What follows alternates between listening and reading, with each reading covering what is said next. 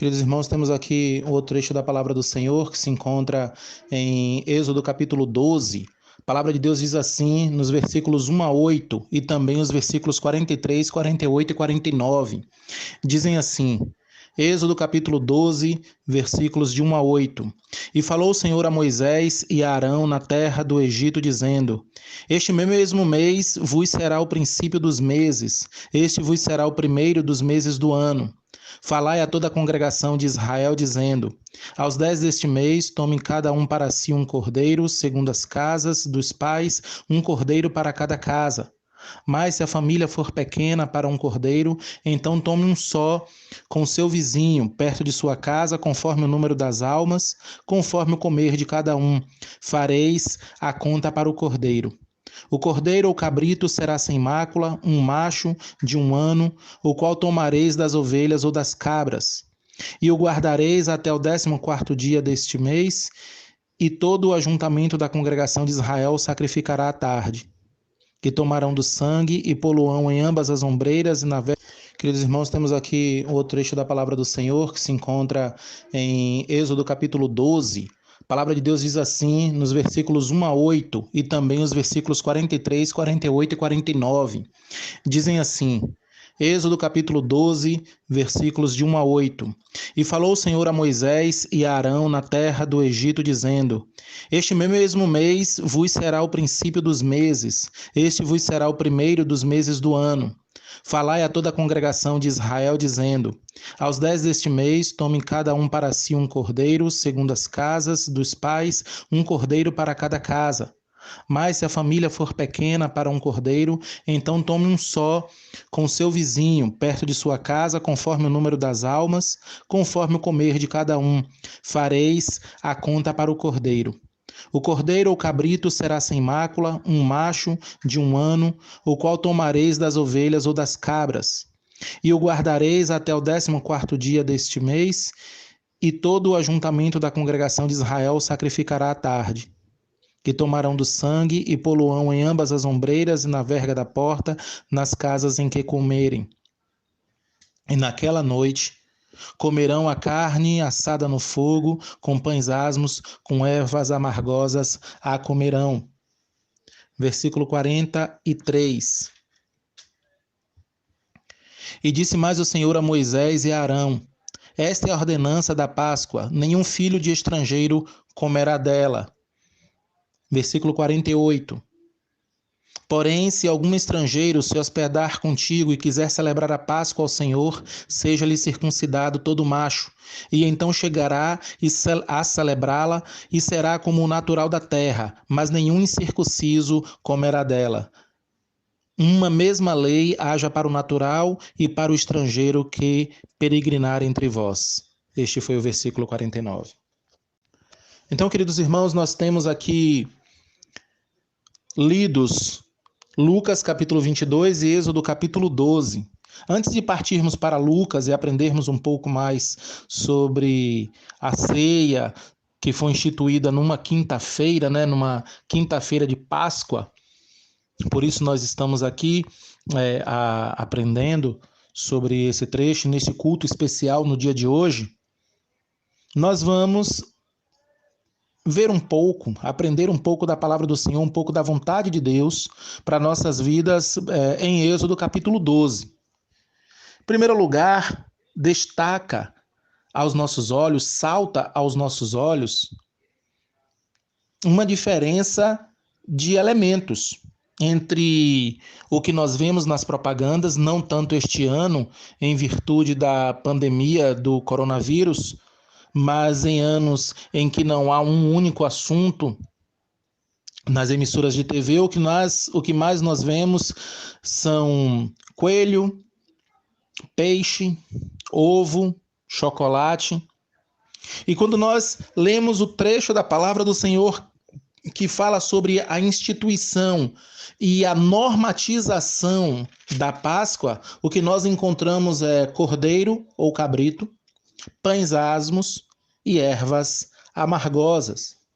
Então, o que nos salta aos olhos é essa diferença. Existe uma diferença muito grande entre o que nós encontramos na palavra e aquilo que nos é propagado através de todas as mídias, e inclusive nós absorvemos como se cristã fosse toda essa tradição. E nós veremos que na verdade não é. Não é uma tradição cristã. Isso que as mídias e o catolicismo romano propaga não é cristianismo, não é nada cristão. E nós muitas vezes temos feito propaganda dessas coisas como se cristãs fossem todas essas manifestações. Então, o que é que nós podemos encontrar na palavra do Senhor? Primeiro, o Senhor, ele fala a Moisés e a Arão na terra do Egito e diz que naquele momento é instituído o mês de Abibe como o primeiro mês do ano, ou seja, o primeiro mês religioso do ano. Séculos depois, por causa do tempo em que Israel passou como cativo na Babilônia, o povo deixou de chamar esse mês de Abibe e passou a chamar de maneira mais fluente como mês de Nisan. E nesse 10º dia do mês de Abibe ou Nisan, era necessário que fosse separado um cordeiro ou cabrito de um ano, que não tivesse defeito, que não tivesse mácula, que não tivesse nenhum tipo de característica que o tirasse de qualquer possibilidade de ser chamado de puro, limpo e perfeito para a questão cerimonial. Era necessário que este animal fosse guardado, separado, até o 14º dia deste mesmo mês, que é o mês de Abibe ou Nisan. Aqui, como diz o versículo 6. Também aqui fala que na noite do 14º dia era necessário que a carne fosse comida assada no fogo, não cozida, mas assada no fogo. Não podia ser nem cozido e nem cru, mas assado, acompanhado de pães asmos e ervas amargosas. O que significa pães asmos? Pães asmos significa pão sem fermento.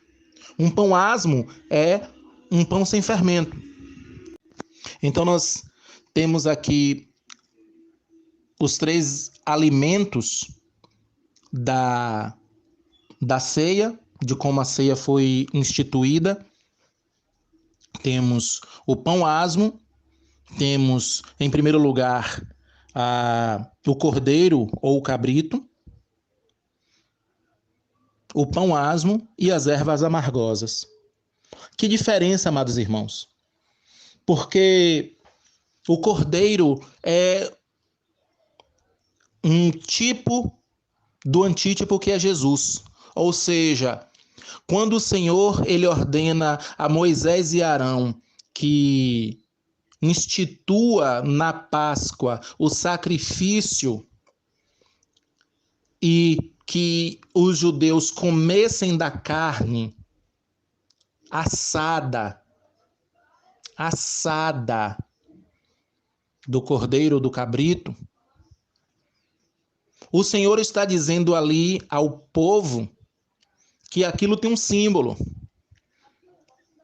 Então, 1500 anos depois, nós vemos a perfeita manifestação daquilo que era apenas simbólico. O Cordeiro Santo de Deus, ele é morto, ressurge ao 3º dia. Mas antes de morrer, o que é que ele faz? Ele institui a ceia do Senhor. Ao apontar para o pão, nós vamos ver isso. O pão, diga-se de passagem, assado. Ele diz, isto é o meu corpo. Então, o que nós encontramos aqui como primeiro elemento na Páscoa judaica um animal que precisava ser perfeito, era necessário que ele fosse sacrificado, era necessário que o seu corpo fosse comido assado, e era necessário que o sangue desse cordeiro fosse espargido nas vergas das portas das casas dos judeus, dos israelitas, do povo de Israel. Diferente do coelho, que é um símbolo de fertilidade entre os antigos povos nórdicos, que o catolicismo importou para o cristianismo e empurrou goela abaixo em tantas e tantas gerações. Os pães asmos, eles são substituídos pelos ovos. Foi uma prática que foi incorporada de alguns povos, inclusive judeus, que mudaram a própria Páscoa ao longo dos séculos. A partir mais ou menos aí do século XII, ovos de galinha e de pata eram usados. Com o passar dos anos, ainda no século XII, depois séculos XIII, XIV e assim por diante, os ovos começaram a ser pintados, começaram a ser enfeitados. Criou-se ovos de madeira, depois de outros e outros elementos, até que chegasse no século XIX, com a indústria chocolateira, os ovos passaram a ser feitos de chocolate. O doce chocolate. Diferente de pães asmos, diferente de ervas amargas. Então, o simbolismo do pão asmo, que é um símbolo de pressa. O pão asmo tem o simbolismo de pressa, porque os judeus tinham de estar com pressa, porque a qualquer momento o Senhor derramaria sobre o Egito a última das 10 pragas, e eles precisariam sair depressa do Egito, eles precisariam sair ali do jugo da escravidão egípcia para atravessar o Mar Vermelho. Nós conhecemos a história. Passa a ter um simbolismo apenas de procriação, que é do ovo. As ervas amargas são substituídas agora pelo doce gosto do chocolate. Então, nós vemos aí uma inversão total de valores em todo o simbolismo, tanto dos animais aí instituídos, de cordeiro ou cabrito para coelho e peixe, de pães asmos para ovo, de ervas amargas para uma iguaria doce, mudando totalmente o sentido do que o Senhor instituiu para o povo de Israel. Então, amados, nós temos hoje um dilema. Nós podemos dizer assim: eu sei de tudo isso, mas quando eu como chocolate, eu não estou comungando com as coisas pagãs dessa Páscoa mercantilista. Eu gosto de chocolate. Mas quando eu digo para uma determinada pessoa, Feliz Páscoa para você, eu não estou comungando com esta Páscoa mercantilista. Eu quero dizer que, com isso, eu quero que a pessoa seja abençoada por Jesus. Amados, nós podemos usar os mais variados argumentos. E não estou dizendo que esses argumentos são fracos ou fortes. E não estou dizendo que ninguém na minha casa ou na nossa igreja não come chocolate. Não tenho poder de proibição. O que eu tenho é a posição como pastor de instrução. A proibição, ela é pessoal e é cada um que faz. Mas a questão é: o que é a verdadeira Páscoa dos cristãos? O que é que começou-se a falar desde o final do carnaval, como Páscoa para a cristandade ocidental, que diferencia da Páscoa bíblica. A Páscoa ocidental, essa Páscoa ocidentalizada, ela é intimamente ligada à festa da carne, porque a quaresma ela começa logo depois do carnaval, ou seja, aquela religião que se diz igreja, ela dá o aval, quase institucionalizando a festa da carne, para depois impor uma restrição alimentar, que não é o que a Bíblia dá, que a restrição alimentar é sobre pães com fermento e não parar de comer comida com carne vermelha, para depois começar com uma procissão, que é o chamado Domingo de Ramos, e depois a chamada Sexta-feira Santa, Sábado de Aleluia, Domingo da Ressurreição. Todas essas coisas são invencionices, amados. A ceia do Senhor foi instituída na quinta-feira à noite. Jesus foi morto na sexta-feira e 2 dias depois, ou seja, no terceiro dia, aleluia, Jesus ressuscitou. Esta é a Páscoa, de verdade. O Senhor nos dê graça para compreendermos o que realmente a sua palavra nos diz sobre tudo isso. Então, queridos, nós encontramos aqui nos versículos 1 a 3 o mês de Nisan. E falou o Senhor a Moisés e a Arão na terra do Egito, dizendo: Este mesmo mês vos será o princípio dos meses, este vos será o primogênito dos meses do ano. Falai a toda a congregação de Israel, dizendo: Aos 10 deste mês tome cada um para si um cordeiro, segundo as casas dos pais, um cordeiro para cada casa. Era neste mês, o mês de Nisan ou Abib, que era no 10º dia deste mês, o mês de Nisan, que esse animal era separado. E o versículo 4 nos diz: Mas se a família for pequena para um cordeiro, então tome um só com seu vizinho, perto da sua casa, conforme o número das almas, conforme o comer de cada um, fareis a conta para o cordeiro. Ou seja, se aquela residência fosse ocupada por uma família pequena, as pessoas daquela família poderiam se juntar com pessoas de outra família pequena. Eles iam ver: olha, nós agora aqui reunidos, nossas 2 casas, nós conseguimos dar conta de um cordeiro. Então nós vamos nos juntar aqui e vamos fazer o sacrifício. E vamos comer o cordeiro. O versículo 5 diz: O cordeiro ou cabrito será sem mácula, um macho de 1 ano, o qual tomareis das ovelhas ou das cabras. É interessante que era necessário que ele fosse sem mácula, ou seja, sem mancha, que era necessário que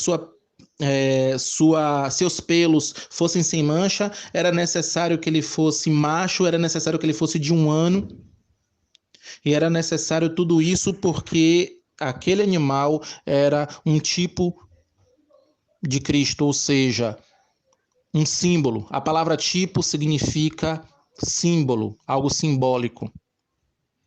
Aquele animal simbolizava o Cordeiro perfeito de Deus que um dia viria. 1500 anos depois deste dia veio, desses dias aqui, ele veio. Jesus, o Cordeiro Santo de Deus. Versículo 6 diz: E o guardareis até o 14º dia deste mês, e todo o ajuntamento da congregação de Israel o sacrificará à tarde. É interessante que era necessário que esse animal fosse sacrificado à tarde. Isso é bastante importante para o nosso entendimento que virá a seguir. Esses versículos, amados, eles nos levam para Lucas capítulo 19. Nós vamos ler Lucas capítulo 19, versículos 28 ao 44. Lucas 19, do 28 ao 44, dizem assim: E dito isto, ia caminhando adiante, subindo para Jerusalém, e aconteceu que, chegando perto de Betfagé e de Betânia, ao monte chamado das Oliveiras, mandou 2 dos seus discípulos, dizendo: Ide à aldeia que está defronte, e aí Ao entrardes, acharei preso um jumentinho, em quem nenhum homem ainda montou. Soltai-o e trazei-o. E se alguém vos perguntar por que o soltais, assim lhes direis, porque o Senhor precisa dele. E indo os que haviam sido mandados, acharam como lhes dissera. E quando soltaram o jumentinho, seus donos lhes disseram, por que soltais o jumentinho? E eles responderam, o Senhor precisa dele. E trouxeram-no a Jesus, e lançando sobre o jumentinho as suas vestes, puseram Jesus em cima, e indo ele, estendiam no caminho as suas vestes. E quando já chegava perto da descida do Monte das Oliveiras, toda a multidão dos discípulos, regozijando-se, começou a dar louvores a Deus em alta voz por todas as maravilhas que tinham visto, dizendo, bendito o Rei que vem em nome do Senhor, paz no céu e glória nas alturas. E disseram-lhe dentre a multidão alguns dos fariseus, Mestre, repreende os teus discípulos. E respondendo ele, disse-lhes, digo-vos que se estes se calarem, as próprias pedras clamarão. E quando ia chegando, vendo a cidade, chorou sobre ela, dizendo, se tu conhecesses também, ao menos neste teu dia, o que à tua paz pertence, mas agora isso está encoberto aos teus olhos. Porque dias virão sobre ti em que os teus inimigos te cercarão de trincheiras e te sitiarão, e te estreitarão de todas as bandas. E te derribarão a ti e a teus filhos que dentro de ti estiverem, e não deixarão em ti pedra sobre pedra, pois que não reconheceste o tempo da tua visitação. Aqui neste texto, amados, nós temos uma ligação perfeita com Gênesis no capítulo 12, versículos de 1 a 6, que aqui, de 1 a 3, que aqui é a separação do Cordeiro. Aqui, a entrada triunfal de Jesus em Jerusalém, ela não serve só para cumprir a profecia de Daniel 9. Ela serve também para cumprir o ato profético ali, para cumprir ali a ordem do Senhor a Moisés e Arão. Ali é Jesus se mostrando 4 dias antes do sacrifício, Jesus se mostrando como o Cordeiro perfeito que é separado para o sacrifício. Então, 4 dias antes da multiplicação, ele chega, da crucificação, perdão. 4 dias antes da crucificação, ele chega. Ele é apresentado para todo Israel. Todo Israel clama, o chama de bendito. É o Cordeiro perfeito, para o sacrifício perfeito que se apresenta 4 dias antes do sacrifício, seguindo detalhadamente a lei que foi dada a Moisés e Arão. Os versículos 3 a 6 nos levam para também o que está escrito em Marcos, no capítulo 15, versículos 34 a 37. Então, Marcos, capítulo 15, versículos 34 a 37, dizem assim: E, à hora nona, Jesus exclamou com grande voz, dizendo, Eloi, Eloi, lama sabachthani. Isso traduzido é, Deus meu, por que me desamparaste? E alguns dos que ali estavam, ouvindo isso, diziam, eis que chama por Elias. E um deles correu a embeber uma esponja em vinagre, e pondo-a numa cana, deu-lhe a beber, dizendo, deixai, vejamos se virá Elias a tirá-lo. E Jesus, dando um grande brado, expirou. O que é que esse trecho, o que é essa passagem aqui, essa narrativa da morte de Jesus nos diz? Nos diz que Jesus, ele chega na hora nona. E na hora nona ele exclama com grande voz. Esse trecho está dizendo que Jesus, ele expirou, ou seja, ele morreu ali na cruz do Calvário. Ele morreu como sacrifício perfeito em nosso lugar, à hora nona. A maneira que os judeus contam a hora é diferente da maneira como nós contamos aqui no Ocidente. Hora nona, para os judeus é equivalente ao nosso 3 da tarde.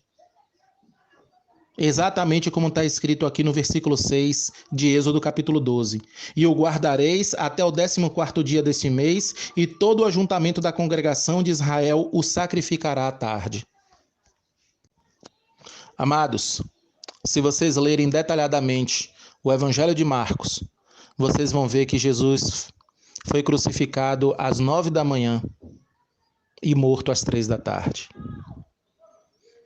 4 dias depois de se apresentar a Israel na entrada triunfal de Jerusalém como um cordeiro perfeito, aquele que tem o poder de nos salvar, aquele que tem o poder de nos limpar dos nossos pecados.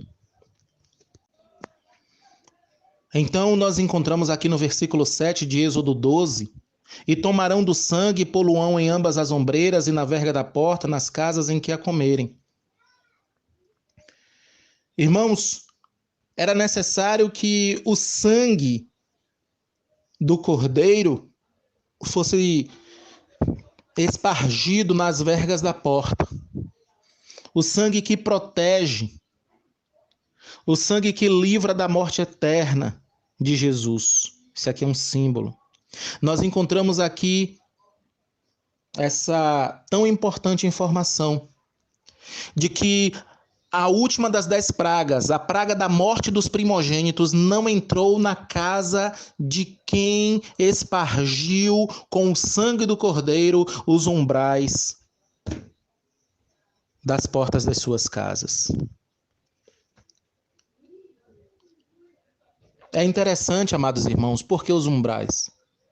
Ah, pastor, porque aí, quando o anjo da morte passasse, ia ver o sangue, não ia entrar também.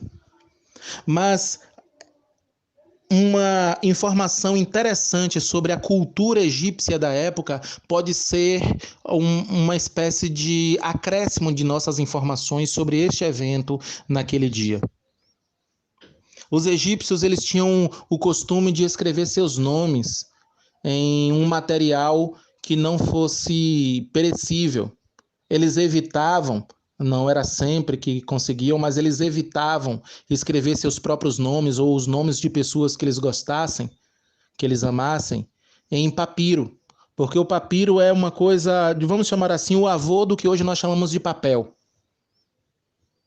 O papiro era facilmente perecível, era uma coisa que queimava fácil, que se desgastava de maneira fácil, que rasgava bem facilmente. Então eles evitavam escrever seus nomes ou o nome de pessoas que eles amavam no papiro, ou em madeira, ou em coisas que o fogo consumisse. Então eles tinham o costume de só escrever seus nomes na pedra. Então o que é que os egípcios faziam?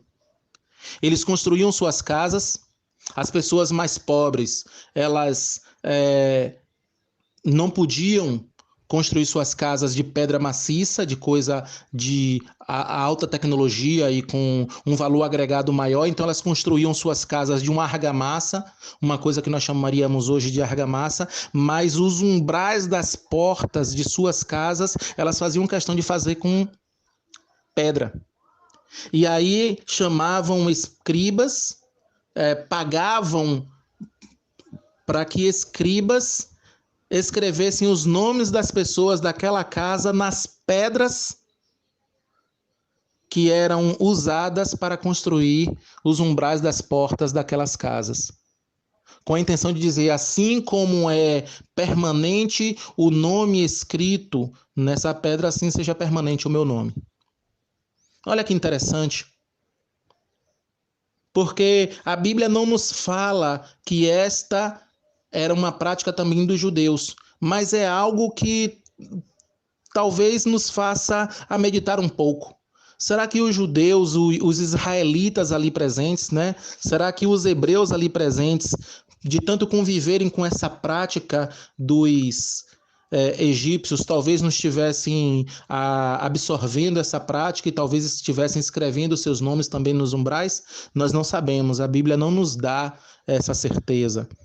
mas é algo importante sobre a cultura daquela época, no lugar onde eles estavam e levando em consideração onde o sangue foi colocado, sobre os umbrais das portas, que eram feitos de pedras, cujos nomes dos moradores daquela casa estavam gravados. Se foi esse um dos motivos pelos quais nós encontramos esta prática do sangue do cordeiro na porta, simbolicamente é como o sangue estivesse ali dizendo: está protegido fulano, cicrano, beltrano, que mora ou que moram nesta casa.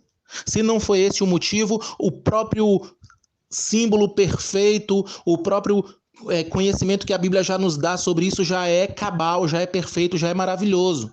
O de que o sangue de Jesus protegeu todos que estavam dentro daquelas casas. Glória a Deus por isso. Então, amados irmãos, o que nós encontramos aqui é o Senhor, Ele providenciando o sangue do Cordeiro para nos salvar. Foi a fé, foi apenas uma instrução que o Senhor deu. O Senhor deu uma instrução para Moisés e para Arão, dizendo que, assim como nas 9 pragas anteriores os israelitas foram protegidos, na 10ª parte também os israelitas seriam protegidos. Era necessário tão somente que eles guardassem um cordeiro por 4 dias, que eles sacrificassem aquele cordeiro na tarde daquele dia, que eles pegassem o sangue daquele cordeiro, aspergissem em suas portas, e também seriam libertos, livrados da última das 10 pragas do Egito. E assim foi. Pela fé, eles foram salvos. Amados, que bênção maravilhosa. Era necessário que o cordeiro fosse assado. Era necessário que os pães asmos fossem comidos. Era necessário que as ervas amargas fossem comidas também. O cordeiro assado ali é o sacrifício perfeito de Jesus na cruz. Os pães asmos, ou seja, sem fermento, que significa pressa, porque não dá tempo de esperar o fermento fazer a massa crescer, é um símbolo de pressa, é um símbolo de estar apressado. Ali os pães asmos dizendo que é a pressa da passagem, a passagem da escravidão para a liberdade, a passagem do Egito para a terra prometida, a passagem de acuados para libertos. E as ervas amargas, para lembrar para aquele povo que eles eram escravos, que seus dias de escravidão estavam acabando e que eles agora eram propriedade exclusiva do Senhor. Então, irmãos, em breves palavras, foi assim que a primeira Páscoa foi instituída. Não com coelho, não com ovo, não com chocolate, não com moqueca de peixe, mas com um cordeiro, que tinha de ser de 1 ano, sem mácula, separado por 4 dias para um sacrifício, com pães asmos e com ervas amargas, para a glória do Senhor. Agora vamos para Lucas, capítulo 22, versículos do 7 ao 22, esse trecho que nós lemos no princípio da mensagem. E tem tanta coisa maravilhosa para nós aprendermos aqui, irmãos, para nós fazermos uma análise com aquilo que nós vimos lá em Êxodo capítulo 12, podermos crescer na palavra do Senhor e para podermos ser crentes mais dedicados, mais conhecedores da palavra, para podermos ser crentes que têm uma vida prática de santidade diante do Senhor e diante dos homens. Então, o que nós encontramos aqui no versículos 7 ao 13 é: E chegou, porém, o dia da festa dos pães asmos, em que importava sacrificar a Páscoa, e mandou Pedro e João, dizendo: Ide, preparai-nos a Páscoa para que a comamos. E eles lhe perguntaram: Onde queres que a preparemos? E ele lhes disse: Eis que quando entrardes na cidade, encontrareis um homem levando um cântaro de água. Segui-o até a casa em que ele entrar. E direis ao pai da família da casa: O mestre te diz: Onde está o aposento em que hei de comer a Páscoa com os meus discípulos? Então ele vos mostrará um grande cenáculo mobiliado. Aí fazei os preparativos. E indo eles, acharam como lhes havia sido dito, e prepararam a Páscoa. Aqui nós encontramos, irmãos, a provisão do Senhor mais uma vez. Notem a semelhança com o que acontece 2 dias antes. Notem a semelhança com o que acontece nos dias que antecedem a este evento. Na entrada triunfal de Jesus em Jerusalém, ele também manda 2 discípulos, e esses 2 discípulos encontram um jumentinho para um cumprimento de uma profecia. Aqui nós encontramos a mesma ordem para 2 discípulos agora nomeados, Pedro e João, para que Pedro e João testemunhassem mais uma vez a provisão do Senhor. Que o Senhor provê para si todas as coisas para que o seu plano eterno se cumpra. Então, irmãos, nós temos aqui agora Pedro e João indo, obedecendo. Já são 3 anos de convivência. Eles sabem que a palavra do Senhor se cumpre. Eles sabem que o que Jesus fala acontece. Então eles vão e encontram exatamente como Jesus havia dito. E eles preparam a Páscoa. O texto diz no versículo 13 que eles preparam a Páscoa. E aí no versículo 14 diz assim: e chegada a hora, pôs-se à mesa com ele os 12 apóstolos. E disse-lhes: desejei muito comer convosco esta Páscoa, antes que padeça. Então nós temos nesses 2 versículos, o 14 e o 15, o Senhor com os 12, ele manifestando aos discípulos que ele desejou jantar com eles aquela Páscoa, aquele jantar, e ele avisou que era necessário que isso acontecesse antes que padecesse. Então, queridos irmãos, por que isso? O que é que o Senhor ele nos diz aqui? Chegada a hora. Chegada a hora, ele se pôs à mesa, e com ele os 12 apóstolos. E ele vai logo falando: eu desejei muito comer convosco esta Páscoa, antes que padeça. Ele desejava, queridos irmãos, ele desejou comer esta Páscoa porque ele sabia que aquele jantar, ele sabia que aquela ceia seria um momento de transição, em que o ritual hebreu do cordeiro, das ervas amargas, do pão asmo, seria agora substituído para os cristãos pela ceia que ele iria instituir naquele exato momento. Naquela oportunidade, ele explicaria a perfeição da Páscoa para os seus discípulos. Com os 12, fruto de um desejo santo, e antes que padecesse. Nós encontramos aqui também, a partir do versículo 16: porque vos digo que não a comerei mais até que ela se cumpra no reino de Deus. E tomando o cálice e havendo dado graças, disse: tomai e repartiu entre vós. Porque vos digo que já não beberei do fruto da vide até que venha o reino de Deus.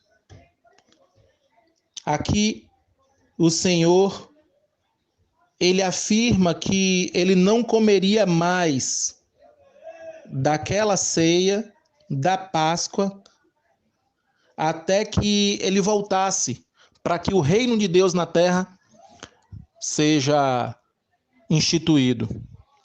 Aqui o Senhor está falando para os seus apóstolos, mesmo que eles ainda não saibam, porque o quiliasmo, ou seja, o milênio de Cristo, ele só foi revelado para o apóstolo João décadas depois, está lá no livro do Apocalipse, mas ele está avisando que ele vem, ele vai voltar.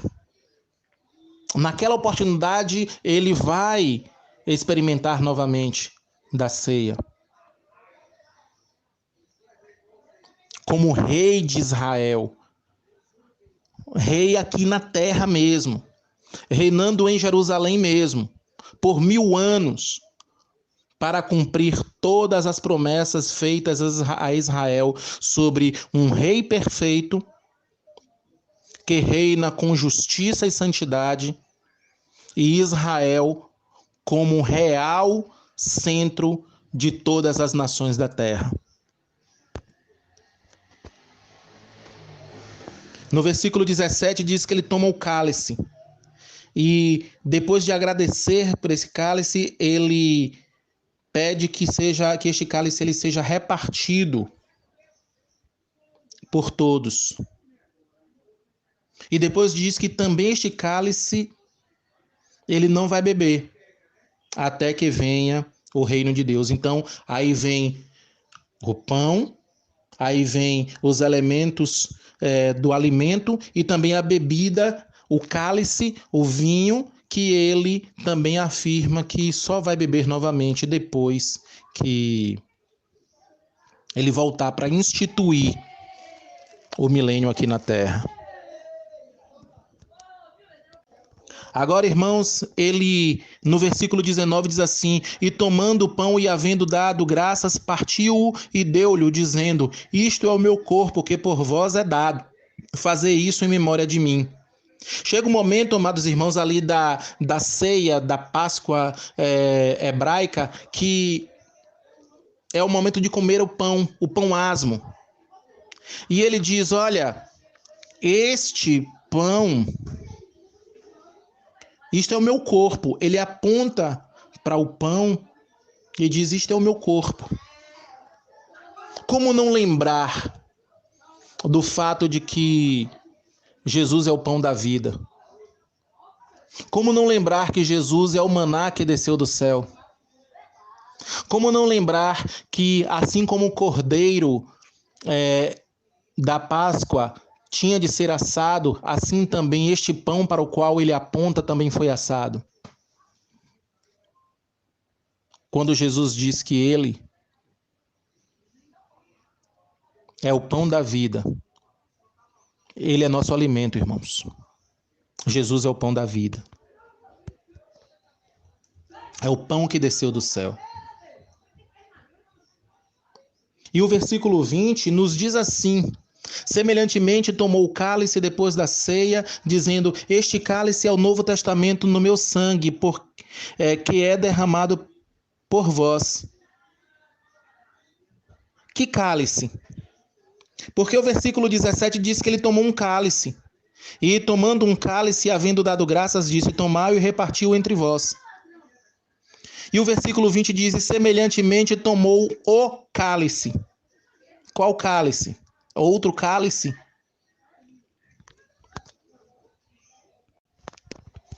É interessante que em 1 Coríntios e em Mateus, este cálice recebe 2 nomes.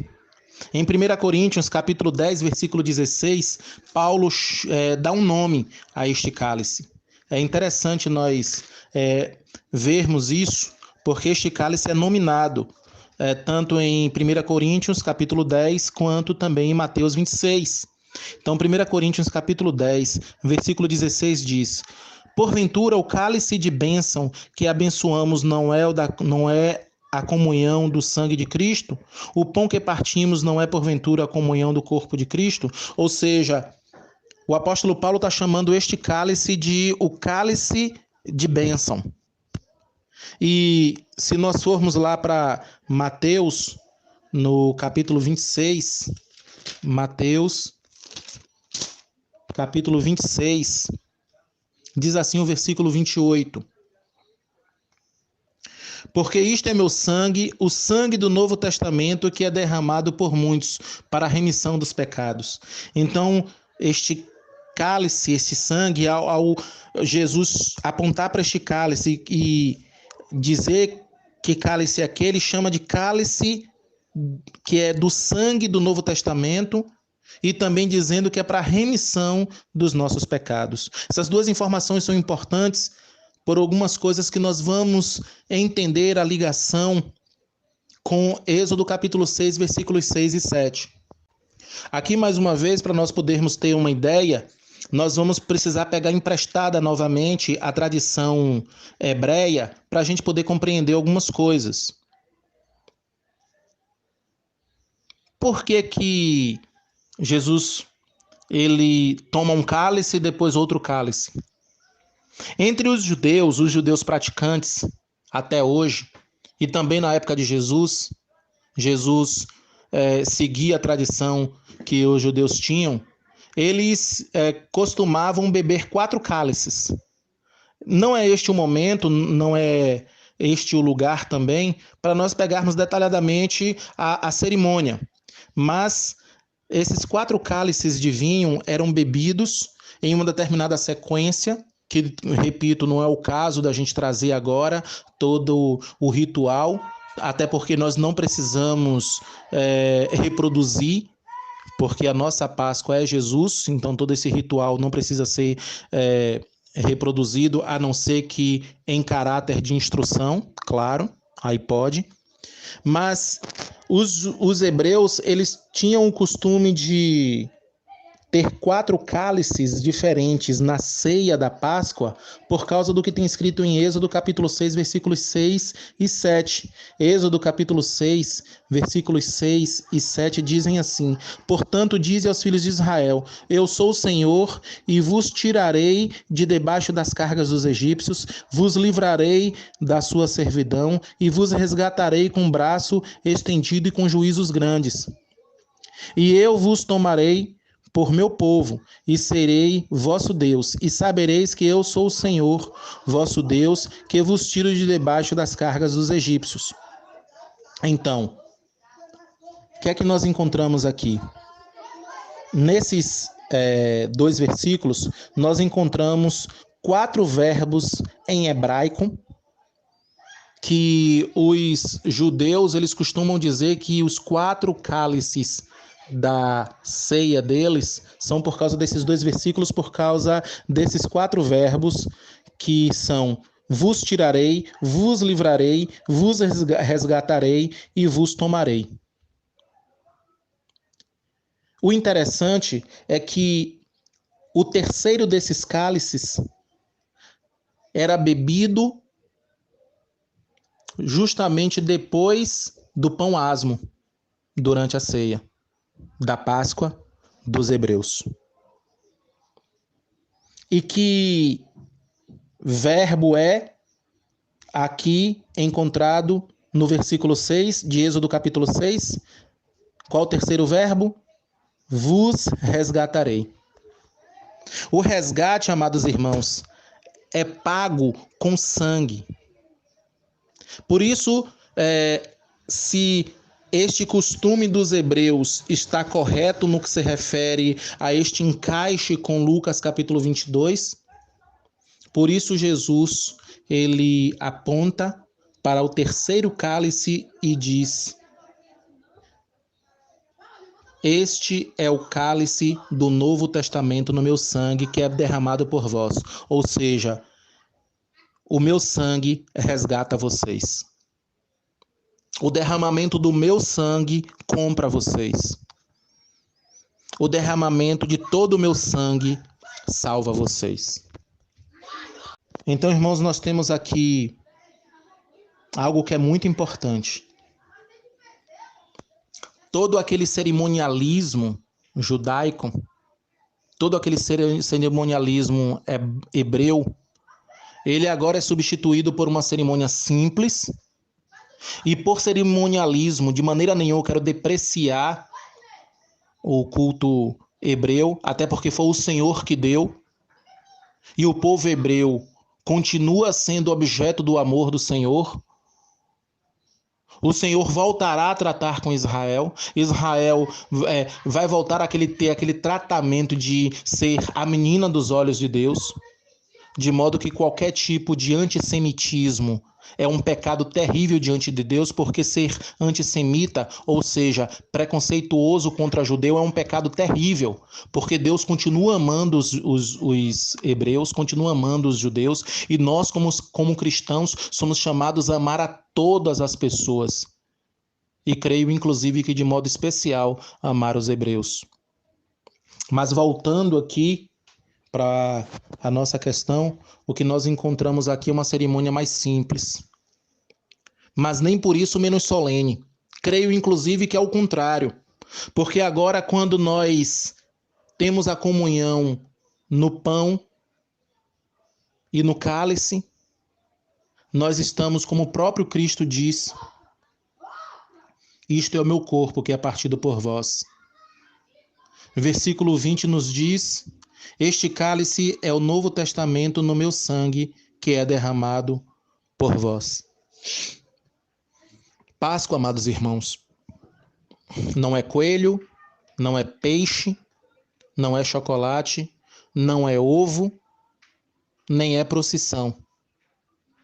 É simplicidade, simplicidade solene na vontade do Senhor. Ainda, irmãos, naquela mesma noite, nós encontramos a prisão de Jesus. Jesus é preso. Em Lucas 22, do 39 ao 53, nós encontramos assim: e saindo, foi como costumava para o Monte das Oliveiras, e também os seus discípulos o seguiram. E quando chegou àquele lugar, disse-lhes: orai para que não entreis em tentação. E apartou-se deles cerca de um tiro de pedra, e pondo-se de joelhos orava, dizendo: Pai, se queres, passa de mim este cálice. Todavia não se faça a minha vontade, mas a tua. E apareceu-lhe um anjo do céu que o confortava, e posto em agonia orava mais intensamente. O seu suor tornou-se em grandes gotas de sangue que corriam até o chão. E levantando-se da oração, foi ter com seus discípulos e achou-os dormindo de tristeza. E disse-lhes: por que estáis dormindo? Levantai-vos e orai para que não entreis em tentação. E estando ele ainda a falar, surgiu uma multidão. E um dos 12, que se chamava Judas, ia diante dela e chegou-se a Jesus para o beijar. E Jesus lhe disse: Judas, com um beijo traz o Filho do Homem? E vendo os que estavam com ele o que ia suceder, disseram-lhe: Senhor, feriremos a espada? E um deles feriu o servo do sumo sacerdote e cortou a orelha direita. E respondendo Jesus disse: deixai-os, basta. E tocando-lhe a orelha, o curou. E disse Jesus aos principais, os sacerdotes e capitães do templo e anciãos que tinham ido contra ele: saístes com espadas e porretes como para deter um salteador? Tenho estado todos os dias convosco no templo, e não estendestes as mãos contra mim, mas esta é a vossa hora e o poder das trevas. Mais uma vez o Senhor Jesus, ele afirma para os fariseus, para os principais, os sacerdotes, que tudo tem a hora certa, o dia certo, o momento certo para acontecer, conforme profetizado nas escrituras hebraicas. E eles não ouviram mais uma vez. Mas, irmãos, eu quero acrescentar para os amados João, capítulo 18, versículos 5 e 6. Sempre quando eu leio sobre a prisão de Jesus, em outros relatos, ou seja, nos relatos dos evangelhos sinópticos, eu gosto também de ler João 18, 5 e 6, porque eu amo. É uma predileção pessoal, que diz assim: e responderam-lhe a Jesus Nazareno. Aqui Jesus pergunta a quem é que eles estão buscando. E os principais sacerdotes, toda aquela turba de pessoas enraivadas, com porretes, com varapaus, com espadas que vão buscar Jesus, eles respondem para Jesus assim, como diz o versículo 5. A Jesus o Nazareno, disse-lhe Jesus: sou eu. e Judas, que o traía, estava também com eles. O versículo 6 diz: quando, pois, lhes disse, sou eu, recuaram e caíram por terra. Eu gosto muito desses dois versículos porque mostra o Senhor como o cordeiro que vai para o sacrifício, mas é Deus indo para o sacrifício. Quando ele disse, sou eu, toda aquela turba caiu por terra. Quando ele diz, sou eu, e toda aquela turba cai por terra, é uma mostra, amados irmãos, para cada um de nós, e é uma mostra para aqueles homens que infelizmente não enxergaram que eles não estavam ali atrás de um coitado qualquer. Eles estavam ali para prender o Deus encarnado, um servo que foi obediente até a morte, e morte de cruz. E sim, nesta noite também, na qual ele institui a ceia, ele é preso. Nesta noite de quinta para sexta-feira, ele é preso. E o texto nos diz que ele foi preso, que ele foi traído.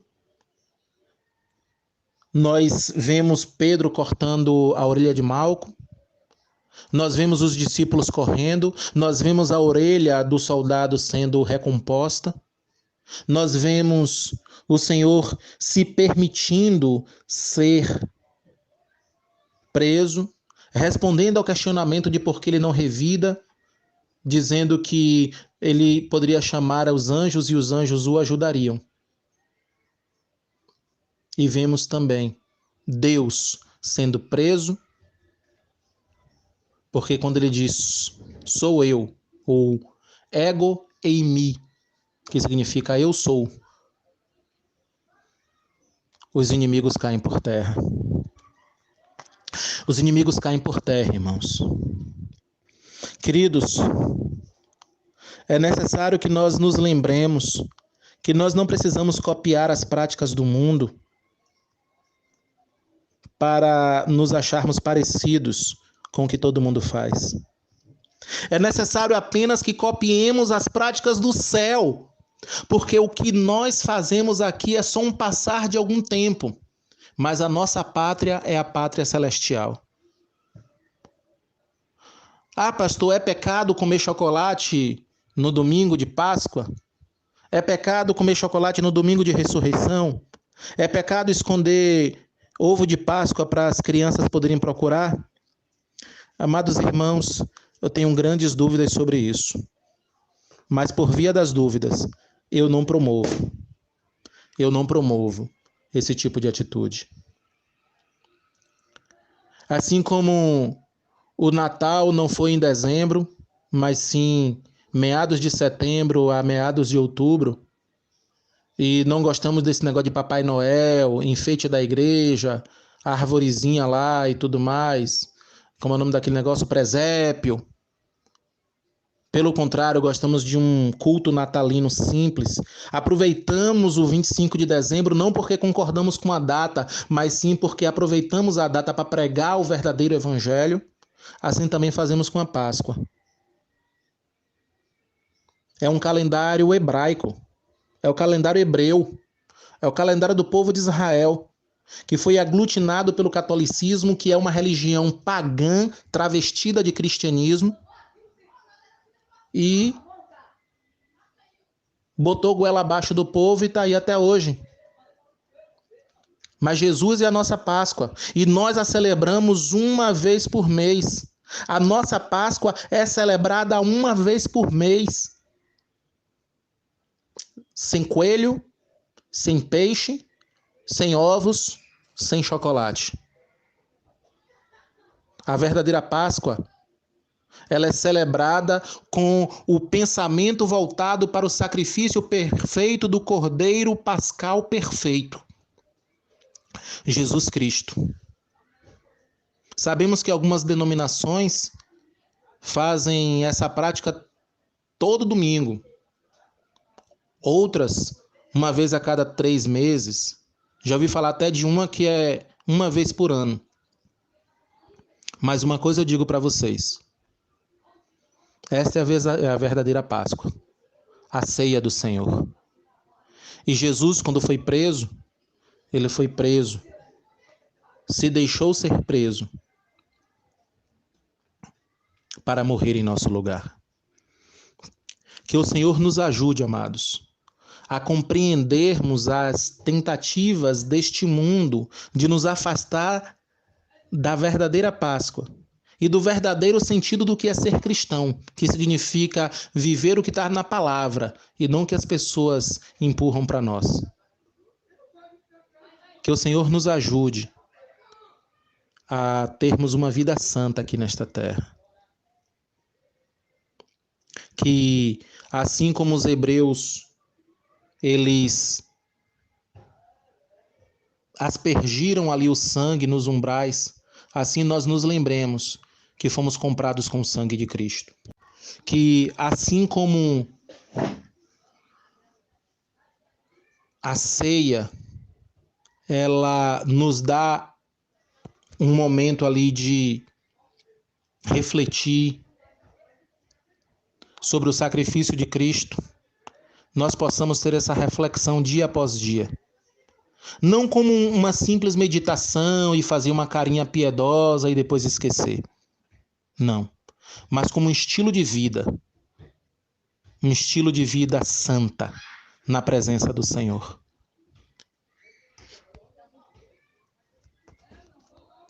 Que o Senhor Deus continue abençoando a todos em nome de Jesus. Quero aproveitar para avisar os amados irmãos que amanhã no mesmo horário, às 19 horas, teremos um novo culto, ainda nesta semana. Aproveitando que fala-se tanto desses assuntos, para pregar aquilo que a gente já tem pregado quase que semanalmente, Jesus na cruz. Então que o Senhor abençoe a todos, continue abençoando, em nome de Jesus. Amém. Querido Senhor, amado Pai, em nome de Jesus Cristo, Senhor, te agradecemos pela riqueza da Tua palavra, Senhor. Te pedimos, ó Deus, que não sejamos apenas curiosos aprendendo coisas sobre a Tua palavra, mas que sejamos praticantes da Tua vontade. Ó Deus, em nome de Jesus, nos perdoa nossos pecados, nos ajuda, Senhor Deus, a não sermos levados pela mídia, nos ajuda a não sermos levados pela propaganda, nos ajuda a termos consciência do que o mundo faz, que é mercantilizar, que é colocar valores monetários em coisas que são espirituais. E nos ajuda, Senhor Deus, a que, entendendo essas coisas, possamos nos afastar daquilo que o mundo tem vendido e buscar fazer só a Tua vontade. Continua abençoando a Tua igreja, Senhor Deus. Continua fortalecendo. Sabemos que estamos passando por um momento de crise. Essa questão do Corona-19, Senhor Deus, do coronavírus, tem mudado a vida de todos. Nós te pedimos que pela Tua vontade, pela Tua perfeita vontade, na Tua hora perfeita, Pai, o Senhor freie essa pandemia.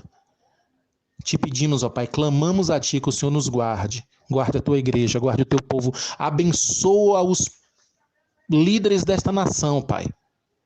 Que eles parem de politicagem e tenham atitudes para proteger o povo desta nação.